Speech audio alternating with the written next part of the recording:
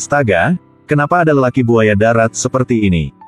Begitu dia memuaskan nafsunya, dia mengusir pacarnya. Tapi sang ibu jahat datang ke depan hotel. Si pria buaya darat langsung mendorong pacarnya ke balkon. Gadis ini bertelanjang kaki dan rambutnya basah, dia terlihat tidak rapi. Sang ibu masuk dan tidak melihat siapapun. Dia mencium bau parfum, membalikkan selimut, masih hangat.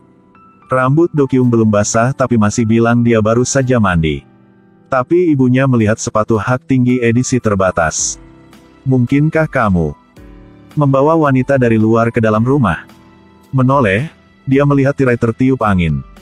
Tetapi ketika dia membuka tirai, tidak ada orang di sana. Sang putra juga sangat terkejut, gadis sebesar itu tidak tahu dapat bersembunyi di mana. Tanpa diduga, saat ini gadis itu sedang tergantung di luar pintu. Sang pacar mengetahuinya tetapi tidak segera pergi menyelamatkannya. Hanya mencari alasan agar ibunya kembali ke kamar. Setelah membawa ibunya ke kamar, dia perlahan keluar untuk menyelamatkannya. Tetapi begitu dia meraih tangannya, sang ibu memanggilnya lagi dan bertanya mengapa dia belum masuk ke kamar.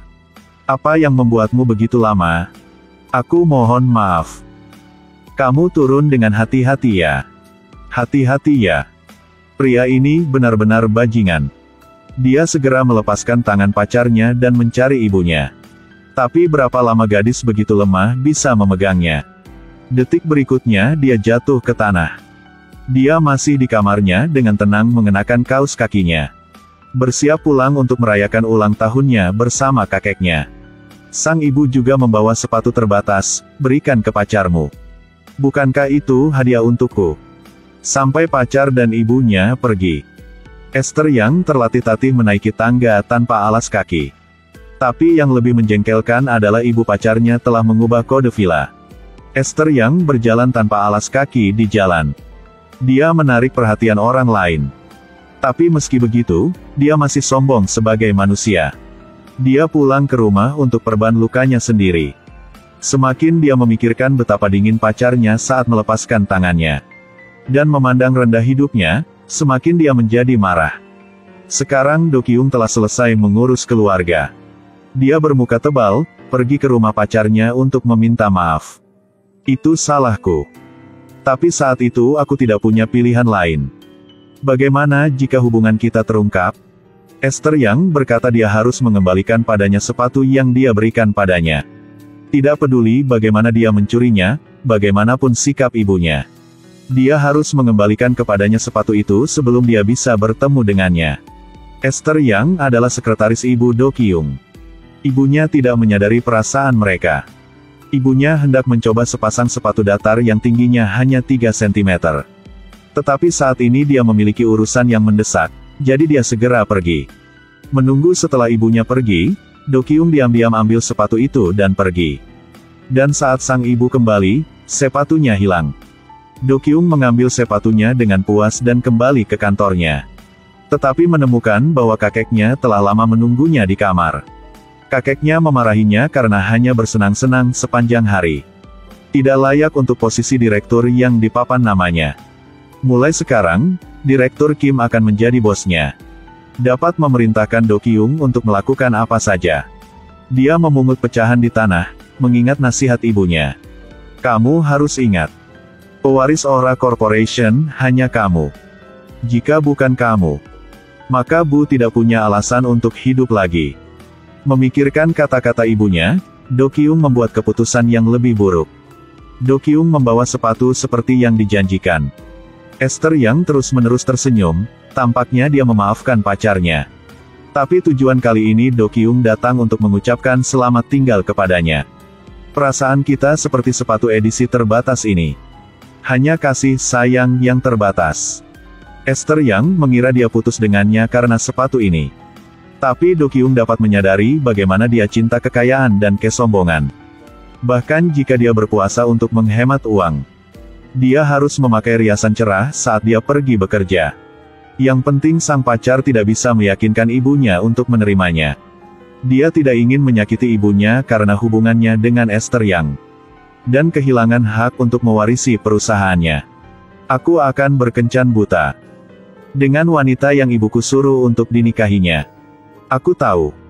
Pergilah. Esther Yang. Pergi saja. Do Kyung bilang dia tidak berhutang apapun padanya. Dia berbalik. Tidak menyesal apapun pergi. Di malam hari, Esther Yang berkata pada dirinya sendiri untuk tidak membiarkan Do Kyung pergi.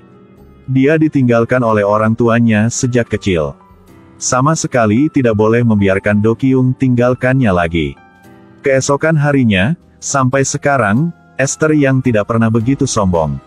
Dia langsung meletakkan surat pengunduran dirinya di meja ibu Do Kyung. Mulai sekarang, tidak perlu bekerja untuknya lagi. Sang ibu melihat ke bawah ke hak tingginya yang terbatas. Esther Yang menceritakan semuanya. Sang ibu yang biasanya berbicara lebih cepat daripada orang lain, tapi sekarang dia diam. Membuatmu takut, bukan? Keringat keluar kan? Dia mengatakan Esther Yang adalah seorang pengkhianat. Dari orang yang tidak tahu bagaimana berbisnis, dia membesarkannya menjadi wanita mandiri. Esther Yang berkata kita akan bertemu lagi. Lalu dia pergi menemui Suho Hyung yang sudah dikenalnya sejak kecil. Suho baru saja menyelesaikan operasi transplantasi ginjal. Tanpa mengetahui bahwa donor ginjal untuknya adalah istrinya. Esther Yang tanpa sengaja mengatakannya. Suho bangun di kamar, ingin menjenguk istrinya. Sang istri yang keluar dari kamar rumah sakit juga sangat mencemaskan Suho. Dia ingin melihat dengan matanya sendiri apakah operasinya berhasil. Perasaan mereka terlalu dalam. Sekarang adalah saat yang tepat Suho datang. Suho bertanya pada Sangha kenapa dia harus melakukan ini. Jika aku sakit, kamu juga akan melakukan hal yang sama untukku. Mereka berdua saling berpelukan. Do Kyung pergi ke pertemuan yang diatur oleh ibunya. Tidak menyadari bahwa dia hampir menabrak pejalan kaki. Dia keluar dari mobil untuk memeriksa, tanpa diduga, itu Suho baru saja menyelesaikan operasi. Do Kyung melihat lampu hijau jadi tidak mengatakan apa-apa. Dia tidak hanya tidak meminta maaf, tetapi juga memberikan uang kepada Suho dan pergi. Do Kyung melihat subjek berkencan butanya, langsung mengucapkan kata-kata kotor, memanggil pelayan untuk memesan hidangan. Tak disangka, itulah Esther Yang yang baru saja undur diri dari perusahaannya. Lalu dia panggil Esther Yang pergi ke kamar mandi. Dia memarahinya bahwa kita telah putus dengan damai. Mengapa kamu masih tidak melepaskanku? Esther yang tidak mau melepaskan cintanya selama 6 tahun. Terlebih lagi tidak mau melepaskan yang menjadi istri orang kaya. Bajingan ini berkata, tunggu sampai aku menikah. Jika kamu mau kita masih bisa bersama. Apakah ini kata-kata manusia? Pelacur ini. Do Kyung mendapati dirinya menggunakan terlalu banyak kekuatan, jadi dia hendak maju untuk membantunya.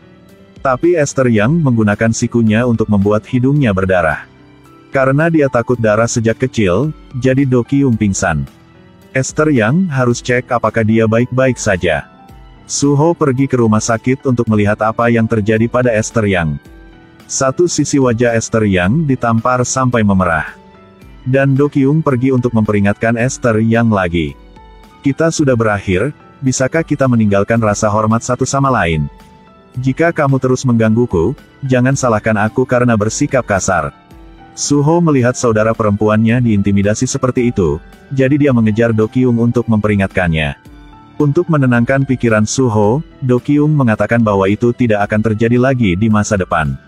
Atas nama aku untuk sampaikan kepada adikmu yang di panti asuhan. Berhenti menempel pada pacar yang telah putus. Itu hanya membuat aku muak padanya. Suho berniat untuk mengajari orang ini, tapi dia merasa sang pria ini tidak layak untuk itu. Jadi Suho langsung membuang uang yang baru diterimanya. Kata dokter Esther Yang sedang hamil. Ibu Do Kyung, untuk membuat Esther Yang meninggalkan putranya. Dia meletakkan lukisan berharga perusahaannya di dalam mobil Esther Yang. Lalu memanggil polisi untuk memeriksa. Jadi Esther Yang ditangkap di dalam penjara. Duduk di sel yang dingin, Esther Yang tidak mudah menyerah. Apalagi, sekarang dia memiliki kartu yang lebih baik dari sebelumnya. Kemudian Ibu Do Kyung menerima pesan dari Esther Yang. Saat dia menunjukkan gambar USG, Ibu Do Kyung langsung mengerti semuanya. Dia dengan marah mengambil foto itu dan merobeknya ke tanah. Esther yang berkata jika dia tidak membiarkannya keluar, dia akan mengungkapkan informasi bahwa putra Taipan itu membuat sang sekretaris hamil. Esther yang akhirnya dibebaskan. Sang ibu juga berpura-pura sakit di rumah. Beritahu Do Kyung bahwa Esther sedang hamil. Mengetahui itu, seluruh dunia sang ibu runtuh. Dia tidak punya alasan untuk hidup lagi. Melihat kesedihan ibu kandungnya, Do Kyung pergi ke rumah Esther Yang untuk meminta bantuannya. Hanya ketika Esther Yang menyingkirkan bayinya dan biarkan dia menikah sesuai dengan pengaturan keluarga, dia bisa menjadi pewaris keluarganya. Dan ibunya akan memiliki harapan untuk terus hidup. Jadi Do Kyung memutuskan untuk mengorbankan anaknya yang belum lahir.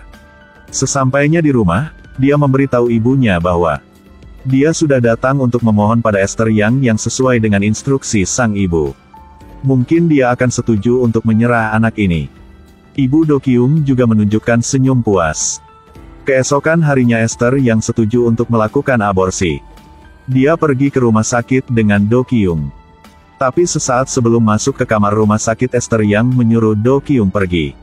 Dia tidak ingin melihat wajah menjijikkan ini setelah keluar dari kamar rumah sakit. Keesokan harinya dia pergi ke kantor untuk berpamitan dengan ibunya Do Kyung. Dia bilang dia akan meninggalkan kota ini, menyerahkan segalanya. Setelah turun dari kantor, dia menyentuh perutnya. Dia ingat kemarin saat dia pergi ke rumah sakit untuk melakukan aborsi. Jadi Esther yang tidak mau meninggalkan anak ini. Jadi saat Do Kyung pergi, dia keluar dari kamar rumah sakit. Tunggu, Nyonya tua. Tidak lama lagi kamu bisa menggendong cucumu. Suho dan Saha akan pergi berbulan madu. Esther Yang juga harus pergi ke luar negeri. Jadi ketiganya menyewa hotel, ingin mengubah nasib 4 orang. Produk yang diinvestasikan sendiri oleh Do Kyung gagal total. Sang kakek ingin dia pergi ke Asia Tenggara untuk pelatihan lebih lanjut. Do Kyung marah. Meminta bantuan ayahnya, tapi tidak ada gunanya. Saat Do Kyung sedang di lobi mempersiapkan penerbangannya, tiba-tiba rumah sakit memanggilnya. Menanyakan apakah Do Kyung adalah wali Esther Yang. Karena mereka tidak bisa menghubungi Esther Yang. Jadi mereka ingin meminta dia menyampaikan ke Esther Yang untuk memeriksakan kehamilannya. Sekarang dia tahu bahwa Esther Yang tidak melakukan aborsi. Do Kyung juga tidak lagi pergi ke Asia Tenggara. Dia menelepon Esther Yang untuk menanyakan keberadaannya.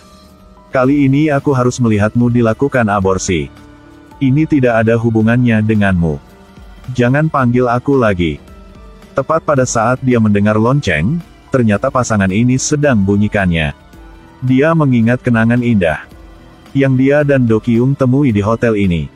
Do Kyung mendengar suara ini juga tahu di mana dia berada. Dengan sangat cepat dia pergi ke hotel itu. Dia menariknya, ingin membawanya ke rumah sakit untuk dilakukan aborsi. Tepat pada waktunya untuk dilihat oleh Suho yang turun. Dia menyuruh Do Kyung untuk melepaskannya. Ini urusan kami. Tidak ada hubungannya denganmu. Lalu menyeret Esther yang pergi.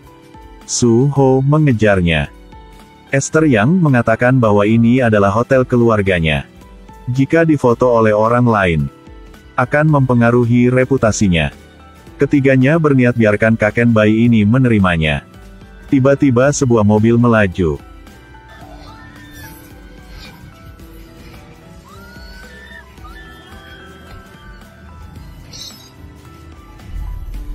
Do Kyung sudah tidak bernapas lagi, dan Suho masih hidup. Ketika memanggil ambulans, Esther Yang ingat si pengemudi yang baru saja kabur dan apa yang pernah dikatakan ibu Do Kyung.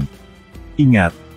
Jika kamu berani menempel pada putraku lagi, maka aku akan mengirimmu ke dunia lain. Kemudian dia panggil rumah sakit swasta. Di rumah sakit, dokter memberitahu Esther Yang. Do Kyung sudah meninggal. Suho koma. Kemungkinan akan menjadi vegetatif selama sisa hidupnya. Memikirkan tekadnya untuk memiliki kekayaan serta anak dalam kandungannya, Esther Yang membuat keputusan penting. Dia menyuruh dokter menukar wajah Suho dengan wajah Do Kyung. 3 tahun telah berlalu dalam sekejap mata. Esther Yang mengunjungi almarhum Do Kyung. Ini semua karena ibumu, Jadi jangan salahkan aku. Rumah sakit mengatakan bahwa wiper di wajahnya bisa dilepas. Saat kain kasa dilepas, wajah Do Kyung muncul. Sejak itu, Su Ho pun hidup di bawah identitas Do Kyung. Kak. Bukan. Do Kyung. Oke, hari ini segini saja. Klik ikuti untuk melihat perkembangan selanjutnya ya.